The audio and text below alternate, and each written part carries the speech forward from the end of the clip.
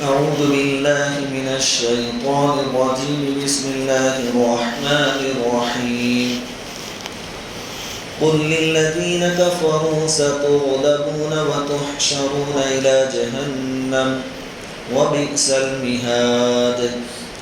قد كان لكم آية في فئتين التقتا فئة تقاتل في سبيل الله وأخرى كافرة يرونهم مثليهم رأي العين والله يؤيد بنصره من يشاء إن في ذلك لعبرة لأولي الأبصار.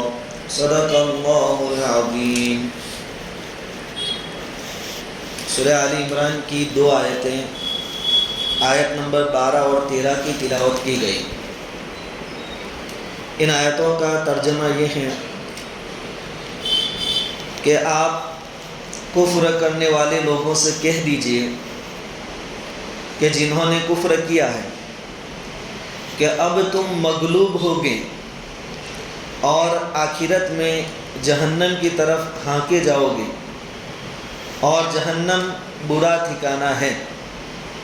تمہارے لیے ان دونوں فوجوں میں نمونہ ہے جن میں جنگ بدر میں مقابلہ ہوا تھا. ایک فوج اللہ کی راہ میں لڑ رہی تھی اور دوسری فوج کافر تھی. یہ کافر کھلی آنکھوں سے ان مسلمانوں کو اپنے سے دوگنا دیکھ رہے تھے اور اللہ قوت دیتا ہے اپنی مدد سے جس کو چاہتا ہے. دیکھنے والوں کے لیے ان باتوں میں عبرت ہے. سن ہجری 2 میں غزوہ بدر ہوا جس میں مسلمانوں کی تعداد کم ہونے کے باوجود ہتھیار وغیرہ نہ ہونے کے باوجود اللہ تعالیٰ نے مسلمانوں کو فتح عطا فرمائی تھی قریش مکہ کے سامنے. جب یہ جنگ ختم ہوئی تو نبی کریم صلی اللہ علیہ وسلم واپس مدینہ میں تشریف لائے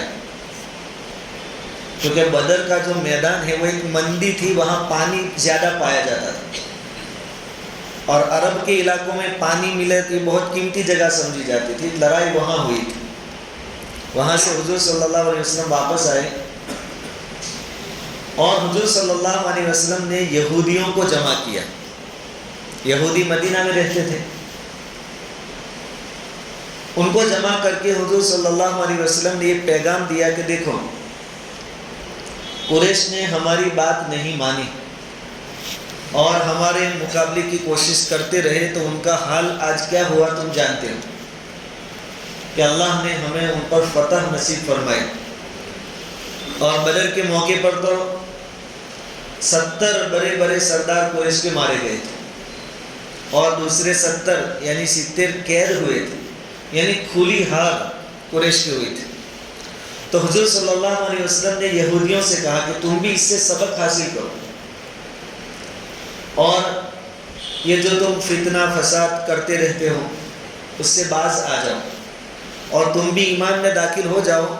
یہ تمہارے لیے بہتر ہے, نہیں تو تمہارا انجام بھی قریش جیسا ہوگا, مکہ والوں جیسا ہوگا. اس وقت یہودیوں نے حضور کو کیا جواب دیا کہ تم اس بھرم میں مت رہنا کہ قریش کو ہرا دیا تو تم یہود کو بھی ہرا دو. یہ الفاظ ہیں. دیکھو بھائی دھوکے میں مت رہنا. یہ جو قریش آئے تھے نا ان کو کوئی لڑائی برائی کا فن نہیں آتا تھا.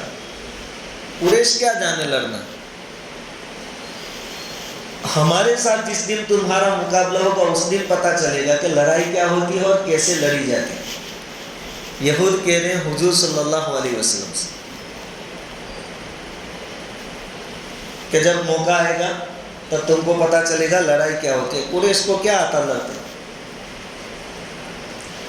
اللہ رب العزت نے ان کے جواب میں یہ آیت نازل فرمائی کہ یہود یہ سمجھتے ہیں کہ ہمارے پاس سامان ہے, ہتھیار ہے. یہ غزوہ بدر میں بھی قریش کو زیادہ تر ہتھیار انہوں نے دیے تھے. آج بھی یہ سسٹم وہی، جہاں بھی ہتھیار پہنچتے ہیں یہود اور عیسائیوں کی طرف سے ہی پہنچتے ہیں، کہ مظلوم فلسطینیوں پر جو بم گرائے جاتے ہیں وہ امریکہ پہنچا رہا ہے۔ اور ان کی دوگلا پن کی پالیسی بھی عجیب ہے کہ پہلے جنگ رکوانے کی بات کرتے ہیں، دوسری طرف جنگ جاری کرواتے ہیں۔ جنگ ہونے کی جو آج کل ہو رہی ہے اس کی ایک بڑی وجہ جو میں نے پڑھی اور سمجھ میں آتی وہ یہ بھی ہے کہ اگر جنگیں نہیں ہوگی تو ان کے ہتھیار بکیں گے نہیں، اور ان کا جو خرچہ پانی ہے وہ ہتھیاروں پر زیادہ ہے۔ ایک طرف جنگ بھی کروا رہے ہیں، دوسری طرف اوپر سے کچھ مدد بھی پھینک رہے ہیں، یہ دوگلے پن، یہ ان کا کام تھا پہلے سے۔ مدینہ میں جب حضور تشریف لائے تھے تو پہلا کام حضور نے کیا کیا تھا؟ سیاسی میدان ہموار کرنا۔ قریش تو اب دور ہو گئے، مکہ، مدینہ میں یہود یہ بھی تو دشمن تھے مسلمانوں۔ تو پہلا کام حضور صلی اللہ علیہ وسلم نے یہ کیا تھا کہ مدینہ کے جتنے غیر مسلم تھے ان کے ساتھ ایک گٹھ بندھن کیا تھا، معاہدہ کیا تھا۔ کیا معاہدہ؟ کہ ہم مدینہ میں آپس میں لڑیں گے نہیں ایک دوسرے کے ساتھ، اور اگر باہر سے کوئی دشمن آتا ہے لڑنے کے واسطے تو ہم میں سے کوئی اس کا ساتھ نہیں دے گا، باہر سے آنے والے، ہم مل کر لڑیں گے تاکہ ہمارا مدینہ محفوظ رہے۔ باقاعدہ اس کو لکھا گیا تھا اور اس پر دستخط کیے گئے تھے، سگنیچر کروائی گئی تھی۔ پھر بھی بدر کے موقع پر یہودیوں نے چوری چپکے مشرکین کو ہتھیار بیچے تھے، یہ پکڑی گئی چوری ان کی۔ پھر انہوں نے حضور صلی اللہ علیہ وسلم کے پاس آ کر معافی بھی مانگی تھی کہ اتنی مرتبہ ہمیں جانے دیجیے، یہ پہلی مرتبہ ہم سے غلطی ہو گئی، لیکن بعد میں بھی اپنی شرارتوں سے باز نہیں آئے۔ تو اللہ تعالیٰ نے ان کے بارے میں ابھی جو دو آیتیں پڑھی گئی وہ اللہ تعالیٰ نے، مفسرین کا کہنا ہے کہ یہودیوں کو وارننگ دینے کے واسطے نازل فرمائی کہ تم بھی بھرم میں مت رہنا کہ ہم بہت ماہر ہیں، ہمارے پاس ہتھیار ہے، طاقت ہے، ہوشیاری ہے۔ ایک مثال پہلے قائم ہو چکی ہے بدر میں کہ ایک طرف طاقت ہی طاقت تھی، ہتھیار ہی ہتھیار تھا، اور دوسری طرف مسلمانوں کے پاس کچھ بھی نہیں تھا، لیکن پھر بھی اللہ کی مدد شامل حال رہی تو اللہ تعالیٰ نے ان کو فتح عطا فرمائی۔ تو یہودیوں تم بھی بھرم میں مت رہنا۔ دوسرا قول مفسرین کا یہ ہے کہ آیتیں اس طرح نازل ہوئی کہ حضور صلی اللہ علیہ وسلم کے مدینہ آنے سے کئی سالوں پہلے یہودی لوگ آخری نبی کی تلاش میں مدینہ آ چکے تھے، کیونکہ ان کی کتابوں میں یہ باتیں موجود تھی کہ آخری نبی آئیں گے اور یہاں ان کا آخری قیام ہوگا۔ انتظار میں مدینہ آ گئے تھے۔ اب جب وہ آئے اور بدر کے موقع پر تعداد اور ہتھیار کم ہونے کے باوجود مسلمانوں کو فتح ملی، جیت ہوئی، تو وہ جو علماء تھے وہ آپس میں چرچا کرنے لگے، بحث کرنے لگے کہ یہ وہی نبی ہے جن کی بشارت اور خوشخبری تورات میں موسیٰ علیہ السلام نے ہم کو سنائی تھی، یہ وہی معلوم ہوتے ہیں۔ اور ان کی ایک وصف ان کا ایک صفت یہ بھی بیان فرمایا گیا تھا کہ ان کا جھنڈا کبھی پیچھے نہیں ہٹے گا، یہ جس میدان میں پہنچیں گے آگے ہی بڑھیں گے، فتح کرتے جائیں گے۔ تو دیکھو بدر میں یہ بات ثابت ہو گئی۔ اب ہمیں چاہیے کہ تورات میں جو باتیں بتائی گئی ہیں اس پر ایمان لے آئے اور ان کو آخری نبی مان لیں۔ لیکن بعض لوگوں نے کیا رائے دی کہ دیکھو جلد بازی مت کرو، ابھی انتظار کرو، ایک آدھ جنگ اور اگر ہوتی ہے بعد میں ہم ان کو اپنا آخری نبی مانیں گے، ایمان لائیں گے، ابھی رک جاؤ۔ اور اتفاق سے ہوا کیا کہ جنگ بدر کے دوسرے سال یعنی سن ہجری 3 میں غزوہ احد ہوا، اور غزوہ احد میں کیا ہوا کہ حضور صلی اللہ علیہ وسلم کی جو پلاننگ تھی، صحابہ کرام کی ایک اجتہادی غلطی ہو گئی، پلاننگ کے خلاف کام ہو گیا، تو مسلمانوں کو پھر کیا ہوئی، شکست جیسا نصیب ہوا، بھاگ دوڑ مچ گئی اور 70 بڑے بڑے صحابہ شہید ہو گئے۔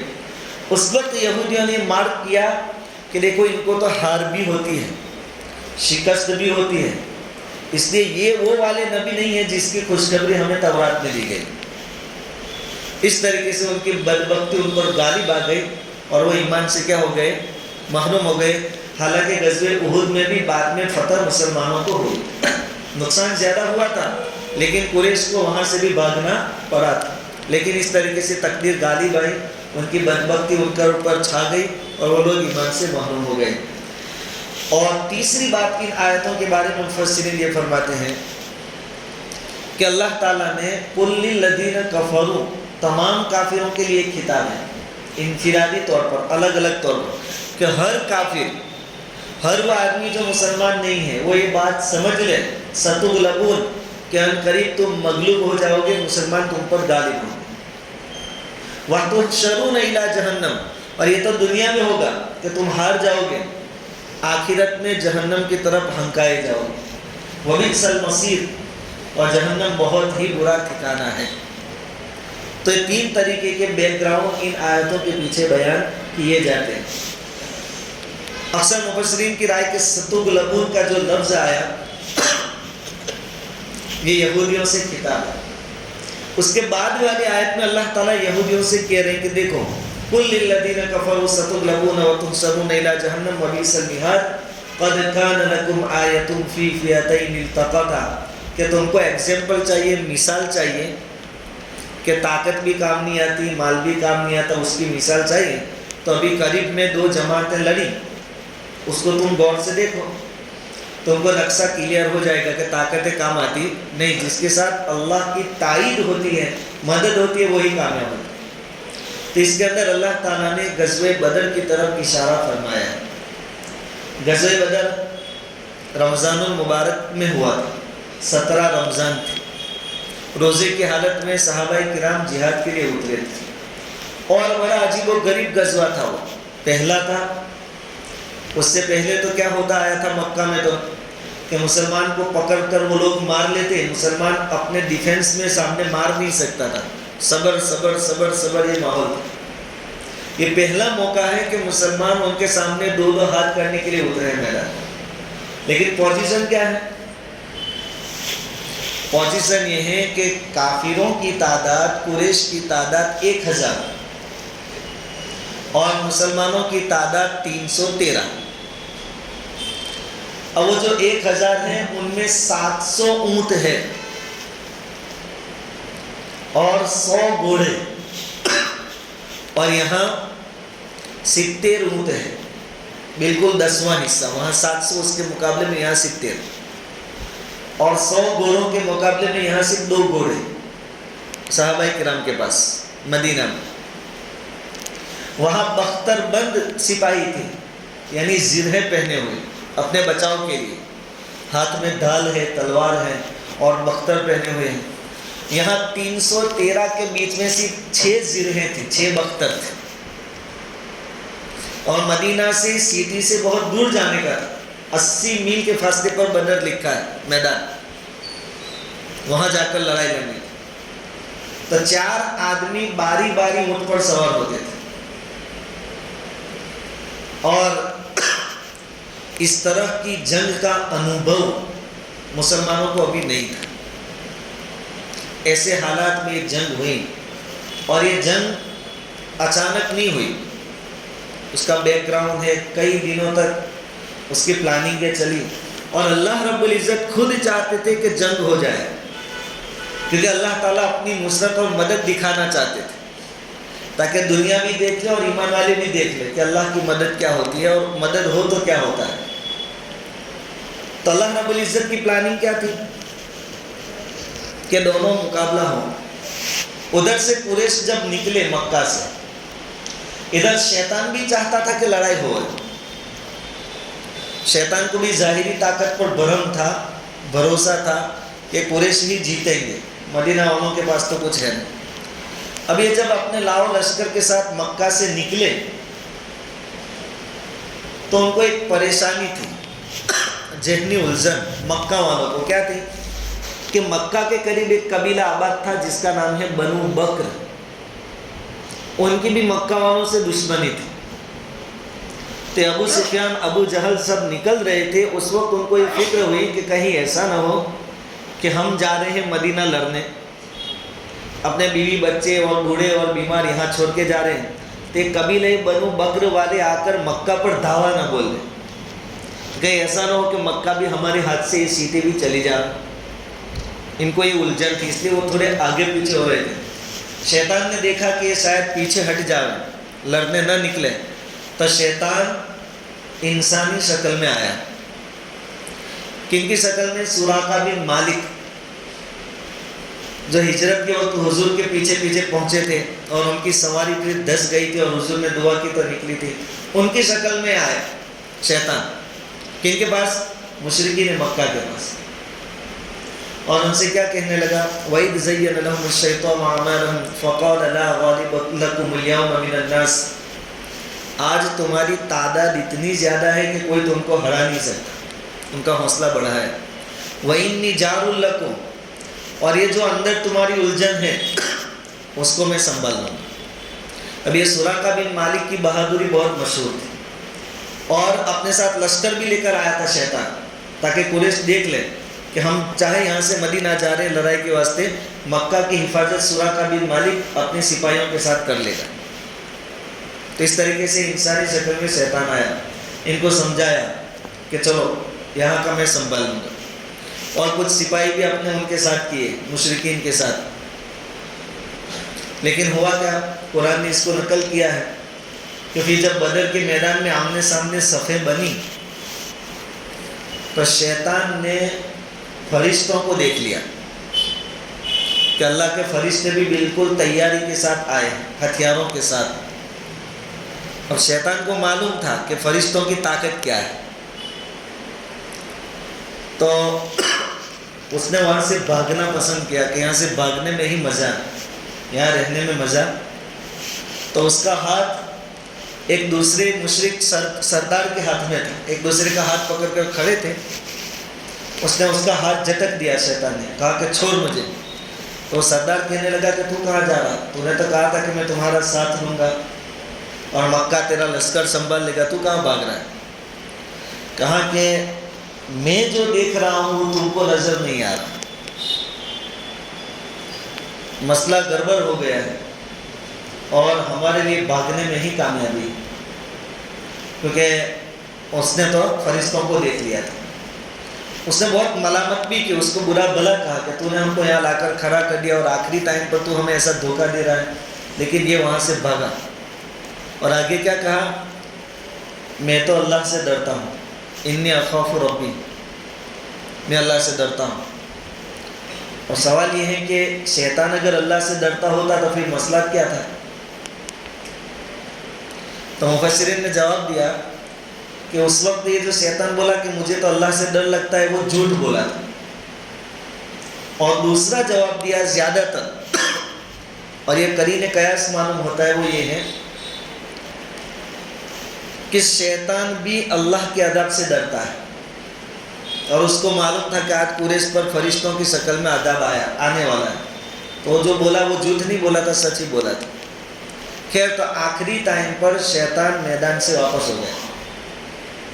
اب یہ تو اپنی تعداد کے گمن میں آئے تھے، اپنی طاقت کے گمن میں آئے تھے اور پوری تیاری کے ساتھ آئے تھے۔ ادھر اللہ رب العزت بھی چاہتے تھے کہ دونوں میں مقابلہ ہو ہی جائے، تو کھڑا کھوتا الگ ہو جائے۔ تو اللہ تعالیٰ نے مسلمانوں کے ساتھ کیا سلوک کیا کہ جب مسلمان نکلے بدر کے لیے اور آمنے سامنے سب صفیں قائم ہوئی، تو پہلے اللہ تعالیٰ نے مشرکین کی تعداد کم دکھائی مسلمانوں، حالانکہ وہ 3 گنا تھے، یہ 313 ہے، وہ 1000 تھے، لیکن اللہ تعالیٰ نے کیا دکھایا کہ سامنے مشرکین بھی 300 کے آس پاس ہیں، بلکہ کچھ موقعوں پر تو اتنا کم دکھایا۔ ایک صحابی کہتے ہیں کہ ہم نے اندازہ لگایا، ہم ایک دوسرے سے باتیں کر رہے تھے کہ یہ مشرک کتنے ہوں گے، تو کہا کہ بہت بہت تو 70 80 ہے یا 100 ہے، زیادہ نہیں، حالانکہ تھے وہ 1000۔ لیکن اللہ کی پلاننگ یہاں کام کر رہی تھی کہ مسلمانوں کو مشرک کم نظر آ رہے تھے اور مشرکوں کو مسلمان کم نظر آ رہے تھے، کیونکہ اگر دونوں کو ایک دوسرے زیادہ نظر آوے تو پھر ہمت ٹوٹ جائے۔ یہ بدر کا ایک ہی دن میں نہیں ہو گیا، اس میں کبھی ایک دوسری جماعت زیادہ بھی نظر آئی، کبھی ایک دوسری جماعت ایک دوسرے کو کم بھی نظر آئی، اور کبھی صحیح تعداد بھی معلوم ہو گئی تھی۔ چنانچہ حدیث میں یہ بھی آتا ہے کہ ادھر سے مشرکین نے بھی اپنے جاسوس بھیجے تھے کہ مسلمانوں کی تعداد صحیح کتنی ہے وہ معلوم کر کے آئے، اور انہوں نے اندازہ بھی صحیح لگایا تھا 300 کی تعداد۔ جا کر بتایا کہ مسلمان 300 کے آس پاس ہیں، اور یہاں حضور نے بھی بھیجے تھے جاسوس، لیکن صحیح اندازہ نہیں لگا سکے کہ ان کی تعداد کتنی ہے۔ پھر ہوا کیا کہ جو جاسوس بن کر حضور نے بھیجے تھے، وہاں سے جو اونٹ چرانے والے تھے ان کو پکڑ لائے، سرداروں کی اونٹ جو چرا رہے تھے چرواہوں کو پکڑ لائے حضور کے پاس 4-5 کو۔ حضور نے ان سے کہا کہ دیکھو ہم آپ کو کچھ نہیں کریں گے، چھوڑ دیں گے، آپ گھبرائیے مت، صرف ایک بات کا جواب دے دو کہ تمہارے لشکر کے کھانے کے لیے روزانہ کتنے اونٹ ذبح ہوتے ہیں، اتنا بتاؤ۔ تو انہوں نے بتایا کہ روزانہ 10 اونٹ ذبح کرتے ہیں۔ حضور نے فرمایا کہ چلو ان کی تعداد معلوم ہو گئی، ایک اونٹ 100 آدمی کھا سکتے ہیں، تو 10 اونٹ یعنی 1000 آدمی ہے۔ پھر ان کو چھوڑ دیا گیا۔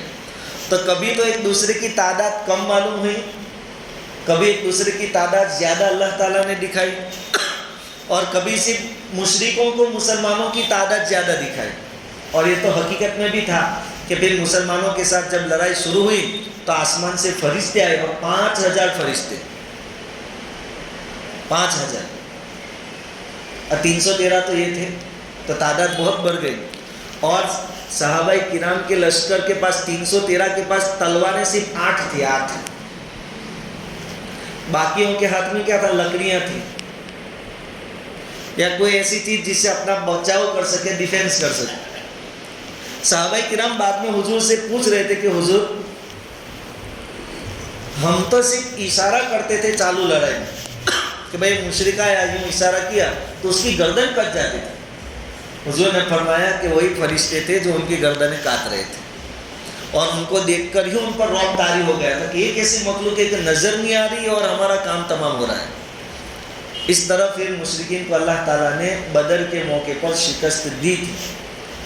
ظاہری اعتبار سے دیکھنے جاوے تو بالکل کوئی ہتھیار نہیں ہے، تعداد اور سنکھیا اتنی زیادہ نہیں ہے، طاقت نہیں ہے اتنی، اور لڑائی کی مہارت نہیں ہے، لڑائی کی تیاری نہیں ہے۔ یہ واقعہ بھی تو اچانک پیش آیا کہ ابو سفیان کا قافلہ سفر سے آ رہا تھا، تجارتی سامان، اور حضور کو خبر ملی کہ جو کچھ نفع ملنے والا ہے اس سے وہ ہمارے ساتھ لڑائی کے لیے آنے والے ہیں۔ تو حضور اس قافلے کے پیچھے لگے تھے، تو اللہ کی قدرت یہ کہ قافلہ ہاتھ سے نکل گیا اور مکہ پہنچ گیا، اور مکہ سے پورا لشکر پھر ساتھ میں آیا۔ تو مسلمانوں کی تیاری بھی یہ نہیں تھی، حالانکہ اللہ تعالیٰ نے بتا دیا تھا کہ جنگ ہوگی، لیکن تیاری تو صرف قافلے کو پکڑنے کی تھی۔ سورہ انفال کے اندر بڑی تفصیل سے اللہ تعالیٰ نے 90 پارے کے اندر یہ واقعات بیان فرمائے ہیں۔ تو اللہ تعالیٰ فرماتے ہیں قَدْ كَانَ لَكُمْ آیَةٌ فِي فِئَتَيْنِ الْتَقَطَا، کہ دو جماعتیں جو آپس میں ٹکرائی تھی، بھیڑی تھی، اس میں تمہارے لیے بہترین مثال ہے، نشانی ہے۔ فِئَةٌ تُقَاتِلُ فِي سَبِيلِ اللَّهِ، ان میں سے ایک جماعت اللہ کے راستے میں لڑ رہی تھی، یعنی اللہ کے دین کے لیے لڑ رہی تھی، وَأُخْرَىٰ كَافِرَةٌ، اور دوسری جماعت کافر تھی، يَرَوْنَهُمْ مِثْلَهِمْ رَأْيَ الْعَيْنِ، جو مسلمانوں کی جماعت کو اپنے سے ڈبل سمجھ رہی تھی، حالانکہ ڈبل تھے نہیں۔ وَاللَّهُ يُؤَيِّدُ بِنَصْرِهِ مَن يَشَاءُ، اللہ تعالیٰ جس کی چاہے تائید فرماتے ہیں اپنی مدد کے ذریعے، اور جس کی تائید اور جس کی نصرت اور مدد اللہ تعالیٰ فرما لے وہاں کی تعداد اور طاقت کوئی معنی رکھتی نہیں ہے۔ إِنَّ فِي ذَلِكَ لَعِبْرَةٌ لِأُولِي الْأَبْصَارِ، اللہ تعالیٰ فرماتے ہیں کہ یہ جو واقعہ پیش آیا تھا بدر کا، اس میں عقل اور سمجھ رکھنے والوں کے لیے نشانی ہے کہ وہ نتیجہ سوچ لیں۔ اس لیے یہودیوں تم اپنی ظاہری طاقت پر گھمنڈ مت کرو۔ اب اس کے اندر اللہ رب العزت نے ستغلبون قل للذین کفروا، اے نبی جی آپ کافروں سے کہہ دو کہ تم مغلوب ہو جاؤ۔ تو ہر دور میں اور خاص کر کے آج بھی ہم دیکھ رہے ہیں کہ وہ مغلوب نہیں ہے، غالب ہے کافر کو، ان کا پلڑا ابھی ہمارے سامنے کیا ہے؟ بھاری ہے۔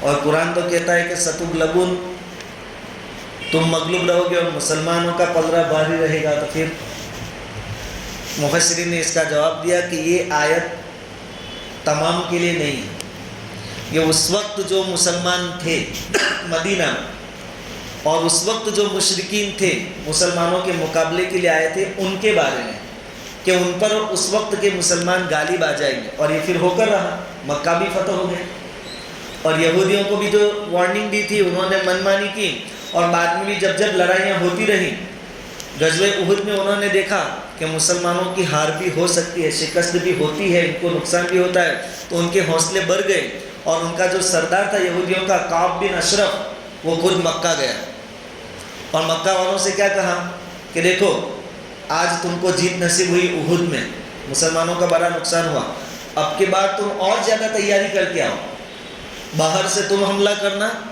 اندر سے ہم حملہ کریں گے، تو دونوں طرف مل کر مسلمانوں کو ختم کر دیں۔ اور پھر تیسرا طبقہ تھا منافقین کا، تو ان کے چڑھانے پر، یہودیوں کے چڑھانے پر واپس پھر غزوہ احزاب کے موقع پر، جس کو غزوہ خندق کہا جاتا ہے، پھر 20-22 ہزار کا لشکر آیا، باہر سے مشرکین مکہ اور اندر سے یہود، انہوں نے دھوکہ دیا، حالانکہ ایگریمنٹ تھا مسلمانوں کے ساتھ کہ باہر سے کوئی چڑھائی کرے گا کوئی ساتھ نہیں دے گا، اندر والوں کا ساتھ دے گا، لیکن انہوں نے غداری کی اور ان سے مل گئے۔ ادھر منافق پیچھے آ گئے راستے میں سے اور مسلمان اکیلے رہ گئے۔ ایسے وقت میں اللہ تعالیٰ نے مسلمانوں کو مشرکین کے سامنے فتح عطا فرمائی۔ لڑائی جب ختم ہوئی، حضور گھر تشریف لائے، غسل کرنے کے لیے تیاری تھی، فرشتے آئے، جبرائیل علیہ السلام، کہا کہ حضور آپ نے ہتھیار اتار دیے؟ کہا کہ ہاں۔ کہا کہ ابھی فرشتوں نے نہیں اتارے ہیں۔ حضور نے پوچھا بولو کیا حکم ہے؟ کہا اللہ کا حکم ہے یہودیوں کے پاس چلو، انہوں نے غداری کی، ان کو سبق سکھانا ہے۔ تو پھر حضور نے حکم دیا تھا کہ ہر ایک نماز کہاں پڑھے گا؟ یہودیوں کے قبیلے کے پاس جا کر نماز پڑھے، عصر تک وہاں پہنچنا ہے۔ پھر وہاں گئے، کچھ دنوں تک محاصرہ ہوا اور اللہ تعالیٰ نے یہودیوں کے سامنے بھی مسلمانوں کو فتح عطا فرمائی۔ یہ وعدہ اللہ تعالیٰ کا سچ ہو گیا، ستغلبون، کہ مشرک بھی مغلوب ہو گئے اور یہود بھی مغلوب ہو گئے، اللہ کا یہ وعدہ پورا ہو گیا۔ دوسری ایک تفسیر، اور یہ بھی اپنی جگہ صحیح ہے، کہ واپس پھر سے ایک ایسا دور آنے والا ہے جس میں مسلمان غالب ہوں، اور یہ عیسیٰ علیہ السلام جب دنیا میں تشریف لائیں گے تو وہ بھی تو مسلمانوں کے ساتھ رہیں گے، مسلمان ان کے ساتھ رہیں گے، اور پھر یہودیوں سے جنگ ہوگی، خنزیر کو قتل کیا جائے گا، سور کو، اور دجال کو بھی ختم کریں گے عیسیٰ علیہ السلام۔ اس وقت بھی پوری دنیا پر مسلمانوں کا پلڑا بھاری ہوگا۔ تو قرآن کا یہ وعدہ ایک مرتبہ پورا ہو چکا، بدر میں مشرکین کے سامنے، اور غزوہ احزاب میں، احد میں، اور اسی طرح یہودیوں کے سامنے بھی پورا ہو چکا، اور ابھی بھی پورا ہونے والا ہے قیامت سے پہلے پہلے۔ اب ایک سوال یہ کہ اس وقت بدر کے موقع پر مسلمان بہت کم تھے، لیکن اللہ کی مدد آئی تو ان کو فتح نصیب ہوئی۔ آج مسلمان بہت زیادہ ہیں اور بہت روتے دھوتے اور بہت اللہ تعالیٰ سے دعائیں مانگتے ہیں۔ ابھی رمضان کا مہینہ ہے، خاص طور پر حرم میں دعائیں ہوتی ہے، مسجدوں میں ہوتی ہے، انسان پرائیویٹ لائف میں بھی دعائیں کرتا ہے، پھر بھی مسلمانوں کی حالت اور پوزیشن ایسی کیوں ہے؟ اللہ کی مدد کیوں نہیں آتی؟ یہ سوال۔ اس کا جواب یہ ہے کہ غزوہ احد کے موقع پر مسلمانوں کو جو نقصان ہوا تھا وہ کس وجہ سے ہوا تھا؟ حضور کی گائیڈ لائن سے ذرا چوک گئے تھے، اس کی وجہ سے کہ وہ 50 تیر انداز صحابہ کرام کو پہاڑ کے اوپر کھڑے کیے تھے۔ انہوں نے دیکھا کہ اب تو ہم جیت گئے اور کافر تو بھاگ رہے ہیں، اب جنگ ختم ہو گئی، اب حضور کا حکم جو تھا وہ پورا ہو گیا۔ ایک اجتہادی غلطی کی وجہ سے حضور کے حکم کی مخالفت ہو گئی، حضور نے جو حکم دیا تھا اس سے خلاف کام ہو گیا، اس پر اتنا بڑا نقصان اٹھانا پڑا۔ وہ تو اجتہادی غلطی تھی، سمجھ پھر۔ آج ہم تو جان بوجھ کر شریعت کے احکام چھوڑ رہے ہیں اور توڑ رہے ہیں، تو پھر اللہ رب العزت کی مدد کیسے آ سکتی؟ ایک آدمی کو آپ دن بھر گالیاں دیں ماں بہن کی، اور پھر رات کو جا کر کے بھول ہو گئی، مجھے اتنے روپئے دے دے، اتنی ضرورت پوری کر دیں، تو وہ آدمی پھر ہم پر بھروسہ کرے گا؟ ایک بار کریں، دوسری بار پھر دن بھر گالیاں دے، پھر رات کو جا کر کہے کہ معاف کر دے اور میرا یہ کام پورا کر دے، تو پورا دن اور پوری زندگی ہماری اللہ کے حکموں کے خلاف چل رہی، اور پھر خالی خالی دعا میں ہاتھ کیا اللہ مدد فرما، بہت یہ ہے وہ ہے، یوں کر دے یوں کر دے، تو پھر اللہ کی مدد کیسے آئے گی؟ اس کے لیے شرائط ہیں کہ 100% سچی اور پکی توبہ کر لو، پھر دیکھو اللہ کی مدد آتی ہے کہ نہیں آتی۔ اللہ وہی ہے، اس کی طاقت میں کوئی کمی ہوئی نہیں. اس نے کل بھی مدد کی تھی، آج بھی کر سکتا ہے اور کرے گا. اور قرآن میں اس کو بتا دیا وَأَنْتُمُ الْأَعْلَوْنَ إِن كُنتُم مُؤْمِنِينَ. اگر صحیح معنوں میں تم مومن بن کے رہو گے تو تمہارا پلڑا بھاری رہے گا. اب اگر چاہتے ہیں کہ اسلام کی شان و شوکت بڑھے، مسلمانوں کی شان و شوکت بڑھے، مسلمانوں کے حالات صحیح ہو جائیں، تو اس کی ایک ہی شرط ہے کہ سچے پکے دل سے اللہ تعالیٰ سے کیا کرے؟ توبہ کرے، استغفار کریں اور شریعت کے جو احکام ہیں اس کو پورا کریں. تو اللہ تعالیٰ کی مدد کل بھی شامل حال ہوئی تھی، آج بھی ہو سکتی ہے. آج کے سبق کا خلاصہ یہ کہ اللہ تعالیٰ نے یہودیوں کو وارننگ دے دی کہ تم اپنی طاقت پر، اپنے پیسوں پر اور اپنے ہنر پر گھمنڈ مت کرنا. مشرکین بھی ان تمام چیزوں کو لے کر میدان میں حاضر ہوئے تھے، لیکن ان کا مال، ان کی طاقت اور ان کی ہوشیاری ان کو کوئی کام آئی نہیں. تمہارا بھی ایسا ہی حشر ہوگا، اور یہ تو دنیا میں رسوائی ہوگی، مار پڑے گی، ہار ہوگی. آخرت میں پھر جہنم میں ڈالے جاؤ گے. وبئس المہاد، اور جہنم بڑی خطرناک جگہ ہے. اللہ رب العزت نے ہمیں جو ایمان کی دولت عطا فرمائی ہے اس پر اللہ کا شکر ادا کریں اور اپنے یقین کو مضبوط کریں کہ ظاہر اسباب میں مال و دولت چاہے کتنا بھی ہو وہ کوئی معنی نہیں رکھتا ہے. اگر اللہ کی مدد شامل حال ہے تو کم من فئۃ قلیلۃ غلبت فئۃ کثیرۃ باذن اللہ، کہ چھوٹی چھوٹی جماعتیں بھی بڑی بڑی جماعتوں پر پھر غالب آ جاتی ہیں. اور اگر یقین نہیں ہے تو بڑی جماعتیں بھی شکست کھا جاتی ہے، ہار جاتی ہیں.